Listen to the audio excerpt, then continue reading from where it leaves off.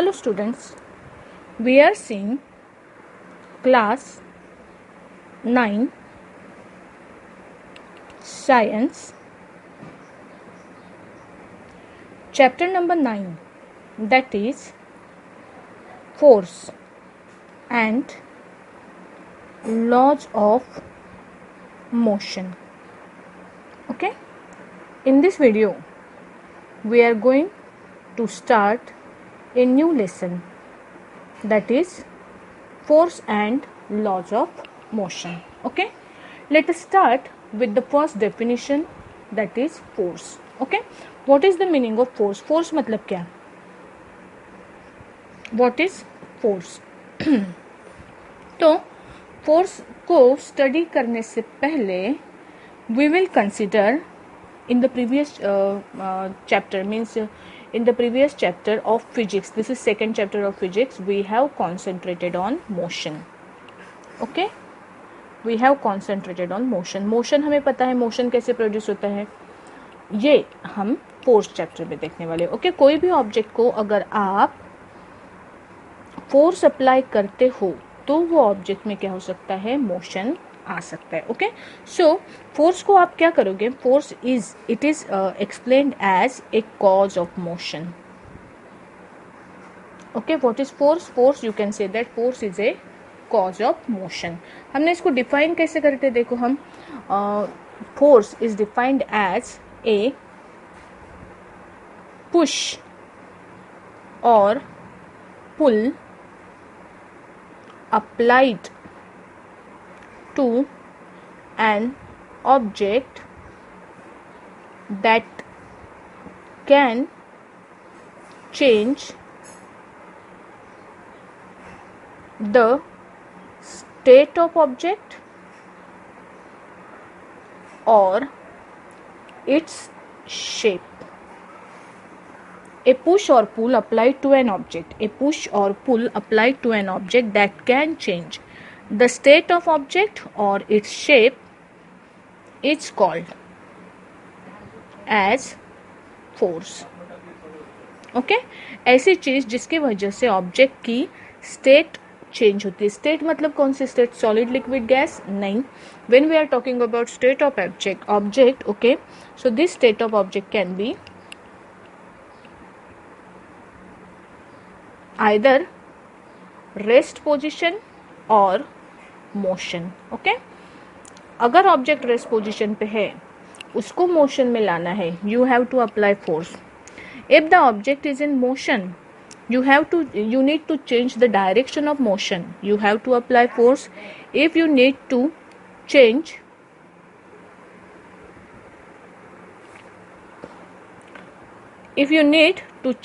the direction, the speed, or to stop the object, you need to apply it force. Okay, so you can say that force is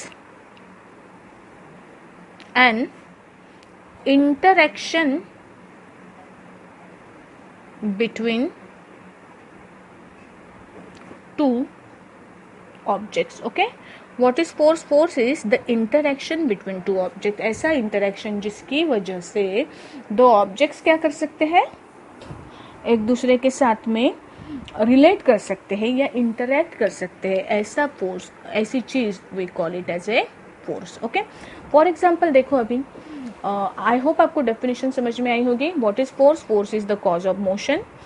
it is the push or pull applied to an object that change the state of object or its shape is called as force. Okay, अभी force के बारे में दो important बातें यहाँ पे हम ध्यान में रखेंगे कि पहली तो चीज ये है कि force is A vector quantity.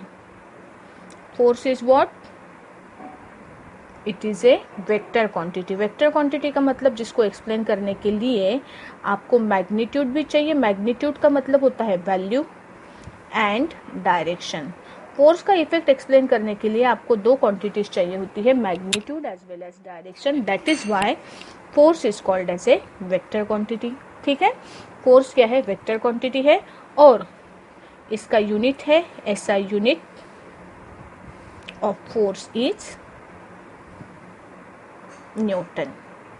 Capital में लिखना है तो ओनली सिंबल एन, और अगर पूरा नाम लिखना है तो न्यूटन का एन कैसे लिखते हैं अपन, स्मॉल लिखते हैं। ओके, फॉर एग्जाम्पल अगर मैंने ऐसे बोला कि फोर्स इक्वल टू 5 न्यूटन, तो उसको लिखोगे कैसे आप, या तो इस तरह से या 5 और उसका यूनिट लिखते हैं N. Okay, so this is about some basic things related to force. Okay, now let us concentrate on effects of force, or the question is why do we apply force.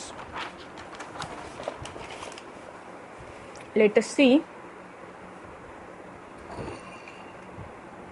different effect of force. Effects of force. We apply force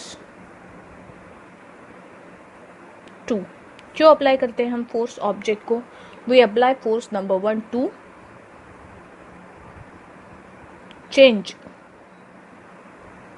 the state of rest of an object. एक object है, एक जगह पे रखा हुआ है, okay, तो ये ऑब्जेक्ट यहीं पे रहेगा तब तक जब तक कोई इसे फोर्स अप्लाई करके इसकी जगह शिफ्ट नहीं करेगा तब तक। ये ऑब्जेक्ट जो है इसको, this is at state of rest, इसको अगर आपको इसकी प्लेस चेंज करनी, इसको मोशन में लाना है, तो इसको आपको क्या करना पड़ेगा, फोर्स अप्लाई करना पड़ेगा। Without application of force it will not be set into motion. Object को अगर आपको मोशन में सेट करना है रेस्ट पोजिशन से, तो ऑब्जेक्ट को क्या करना पड़ेगा, आपको उसको फोर्स अप्लाई करना पड़ेगा। So this is the first motive of force. We apply force to number 1 change the state of rest of an object, number 2 to stop a moving object. कोई ऑब्जेक्ट मूव हो रहा है, you want to stop it, at the time also you apply force. Third, to change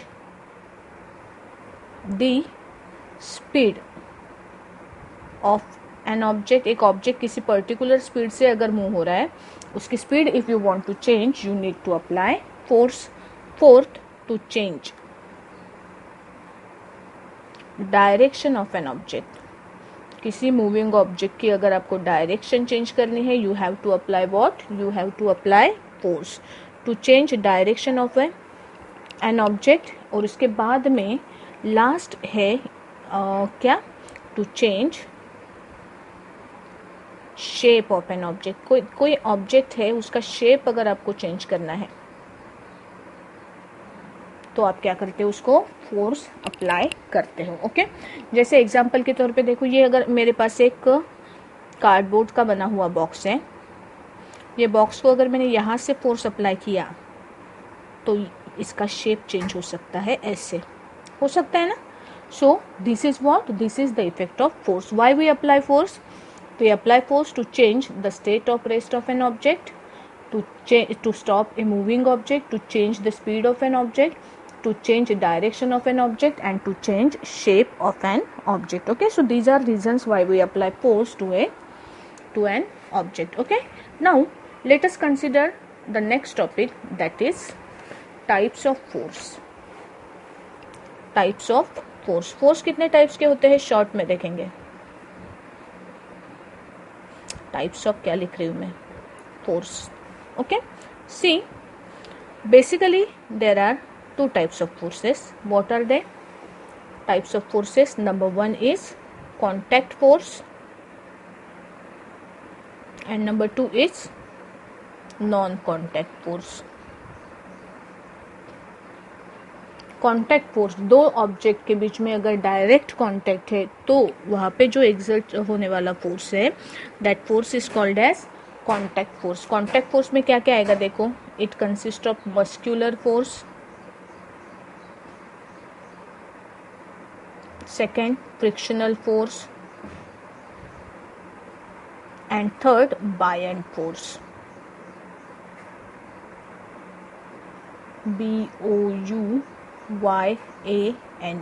buoyant force. Okay, ये 3 तरह के forces जो है, buoyant force water exert करता है ऑब्जेक्ट के सरफेस के ऊपर। जो भी ऑब्जेक्ट अपन वाटर में डीप करते हैं तो उसके ऊपर वाटर जो फोर्स एक्सर्ट करता है that is called as buoyant force. Okay, detail में बाद में देखेंगे जब वो टॉपिक पढ़ेंगे तब।